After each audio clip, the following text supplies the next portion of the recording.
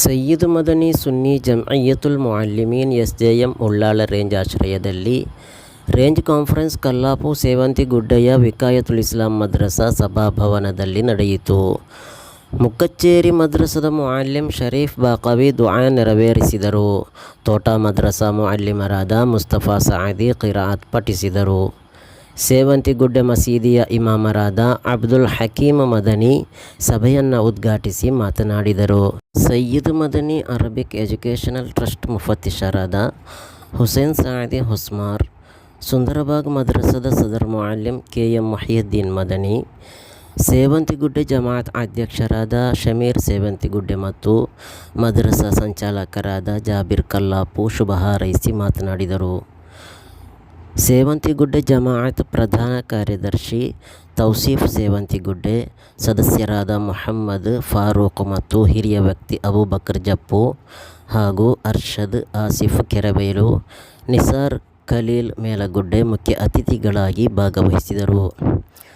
ಮಾರ್ಗತಳೆ ಮದ್ರಸದ ಸದರ್ ಮುಅಲ್ಲಿಮ್ ಜಮಾಲ್ ಮದನಿ ವಿದ್ಯಾರ್ಥಿಗಳಿಗೆ ಮಾದರಿಯುತ ತರಗತಿ ನಡೆಸಿದರು.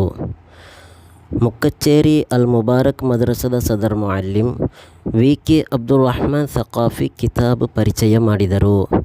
ಹಳೇಕಳ ನಜಾತುಸ್ ಸುಬಿಯಾನ್ ಮದ್ರಸದ ಮುಅಲ್ಲಿಮ್ ನಿಜಾಮ್ ಅಮಾನಿ ಅರಬಿ ಭಾಷಾ ದಿನ ಎಂಬ ವಿಷಯದಲ್ಲಿ ಸಮಗ್ರವಾದ ಪ್ರಬಂಧ ಮಂಡಿಸಿದರು. ಸಭೆಯ ಅಧ್ಯಕ್ಷತೆ ವಹಿಸಿ ಮಾತನಾಡಿದ ಯೂನುಸ್ ಇಮ್ದಾದಿ ಅಲ್ ಫುರ್ಕಾನಿ, ಎಸ್ಜೆಎಂ ವತಿಯಿಂದ ನಡೆಸಲ್ಪಡುವ ಎಲ್ಲ ಕಾರ್ಯಚಟುವಟಿಕೆಯಲ್ಲಿ ರೇಂಜ್ ಮುಅಲ್ಲಿಮರು ಸಕ್ರಿಯರಾಗಬೇಕೆಂದು ತಿಳಿಸಿದರು. ಕಾರ್ಯಕ್ರಮದಲ್ಲಿ ರಸಪ್ರಶ್ನೆ ಸ್ಪರ್ಧೆ ಏರ್ಪಡಿಸಲಾಗಿತ್ತು. Quiz master V A. Muhammad Saqafi ರಸಪ್ರಶ್ನೆ ಸ್ಪರ್ಧೆ ನಡೆಸಿದರು. ಜಾಬಿರ್ ಫಾದಿಲಿ ಸ್ಪರ್ಧೆಯಲ್ಲಿ ವಿಜೇತರಾಗಿ ಆಯ್ಕೆಯಾದರು. ಇರ್ಫಾನ್ ಸಾದಿ ಮತ್ತು ತಂಡ ಪ್ರವಾದಿ ಸಲ್ಲಲ್ಲಾಹು ಅಲೈಹಿ ವಸಲ್ಲಮ ರವರ ಮದ್ಹ್ ಆಲಾಪಿಸಿದರು.